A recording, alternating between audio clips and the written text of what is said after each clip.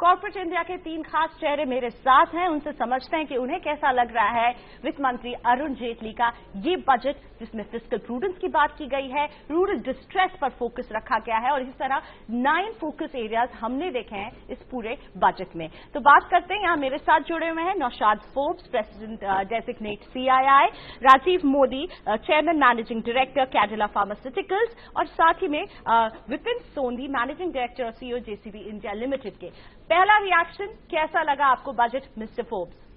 So it was a very comprehensive budget. As you mentioned, it covered 9 pillars of the economy, and this was right. The key issue for the manufacturing sector is really demand. And the government, I think rightly, saw that the best way of stimulating demand was by focusing on rural demand and focusing on infrastructure. And we saw many measures to boost rural demand by transferring cash to farmers and focus on infrastructure, in particular road building. I think the road building outlay is just under 100,000 crores, out of which over a quarter is in rural roads. And apart from the cash benefits and the spending and stimulus benefits, we should remember that the main purpose of roads is connectivity and integrating the country into one market. And as a medium term objective, that potentially can be very powerful in stimulating demand in the long run. तो demand को बिल्कुल focus में रखा गया, इसे बढ़ाने की पूरी तैयारी में। मिस्टर मोदी, आप इसे थम्स अप देंगे? हम इसे पूरा थम्स अप देंगे, क्योंकि ये इंक्लूसिव बजट है। ये बजट में सब एस्पेक्ट, सब सोसाइटी के सभी वर्गों की सुनाई गई है और जो एक्चुअली फाइनेंशियल स्टेटमेंट में सरकार ने रखा हुआ है। और एक ही उदाहरण दूंगा कि इतना अच्छा सोचा हुआ बजट है। हमने बहुत सुना है स्वच्छ भारत, बट ये बजट स्वच्छ इंडिया की भांसी दे रहा है।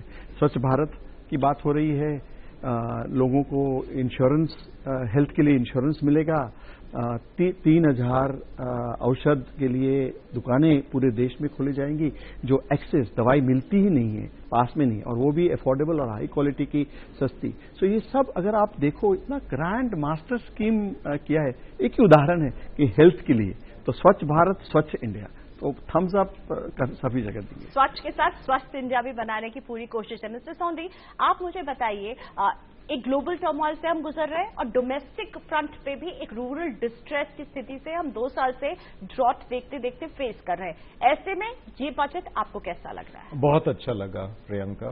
ग्लोबल टर्मोइल तो लगता है थोड़ी देर चलेगा, तो हमें अपनी डेस्टिनी खुद बनानी पड़ेगी और यही मौका है। इंफ्रास्ट्रक्चर में इन्वेस्ट करने का और अहम समय नहीं है, क्योंकि ग्लोबल कमोडिटी प्राइसेस और लोकल कमोडिटी प्राइसेस सबसे कम है। 4 या 5 साल बाद ये बढ़ जाएंगी, तो हर एक करोड़ अगर हम स्पेंड करेंगे, कम रोड मिलेंगे। तो अब ही मौका है जो 4-5 साल हम जितना इन्वेस्ट कर सकें। रूरल इन्वेस्टमेंट जो है, जो डिस्ट्रेस भी है, पर ये पॉजिटिव वर्चुअस साइकिल है, क्योंकि एग्रीकल्चर के बाद कंस्ट्रक्शन ही है जो सबसे ज्यादा जॉब्स क्रिएट करता है। और ये जॉब्स अनस्किल्ड, सेमी स्किल्ड और स्किल्ड सभी वर्गों के लिए है।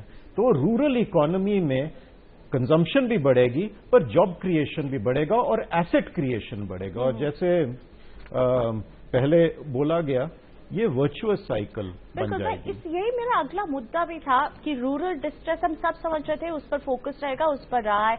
इंफ्रास्ट्रक्चर पर फोकस रहेगा, वो भी रहा है। लेकिन जॉब एक पेन रहा है इस इकोनॉमी के लिए ये पूरे साल। उसको आपको लग रहा है ये बजट एड्रेस कर रहा है, जॉब क्रिएशन को? I think there were several measures. First, as demand recovers in the economy and as that starts flowing through to manufacturing companies, we'll start seeing jobs being created in the manufacturing sector too. But I think the key driver of jobs in the economy has actually been services and the service sector. So as Rajiv mentioned earlier on, the potential for creating jobs in, for example, retail trade, which was recognized in the budget, allowing foreign investment, in retail trade for food and food processing, where 100% FDI has been allowed if the product is sourced from India, right? All of those kinds of measures actually have huge multiplier potential job creation benefits. Corporate India के लिए जिस तरह से taxation पर जो बात की गई है, ये आप लोगों को कैसी लग रही है? पसंद आ रही है जिस तरह से वो फेस आउट करने की तैयारी में है और कई लोगों को फायदा भी मिलेगा, स्पेशली एसएमईज को फायदा मिलता हुआ दिख रहा है? तो ये लास्ट ईयर का बजट में बहुत अच्छा रोड मैप दिया हुआ था। सो हर बजट में अगर रोड मैप फॉलो ही कर रहे हैं तो हर बजट में सेम बोलने की जरूरत नहीं है। सो इसलिए बहुत प्रेडिक्टेबिलिटी, ट्रांसपेरेंसी की शुरुआत हो ही गई है और ये सेकेंड ईयर में एम्फेसाइज हो रही है। मैं ये दूसरी तरफ से देखो कि बहुत डेवलपमेंटल बजट है, not only development for India and Indians but development of making India a great nation. मैं क्यों ये बोल रहा हूं कि अगर आप ये दो चीज देखेंगे कि इतनी सब पंचायत को लाखों रुपए दिए हुए, for the first time in the history, panchayats have been given significant amounts of money to develop their own areas.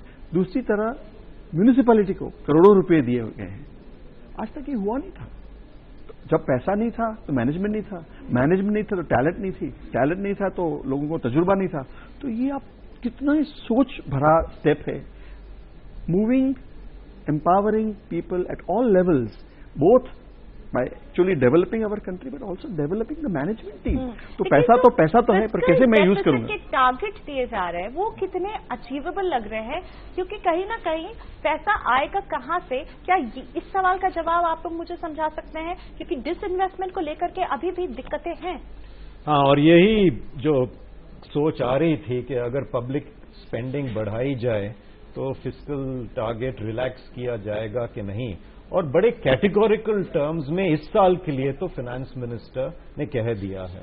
और बहुत जरूरी है कि जो डिसइन्वेस्टमेंट अब नीति आयोग को दिया गया है और उसका एक नया सीईओ 1 मार्च से होगा, तो डिसइन्वेस्टमेंट का एक क्रेडिबल प्लान जरूर बनाना पड़ेगा।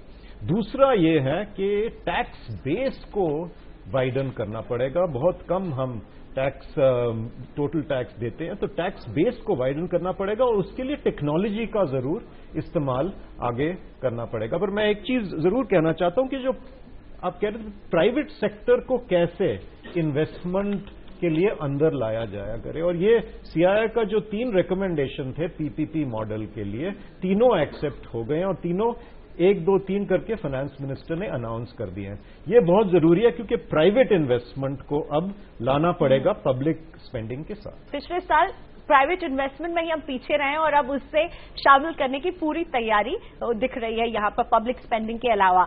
आखिर में मैं आप तीनों ही कह रहे हैं, थम्स अप दे रहे हैं तीनों ही।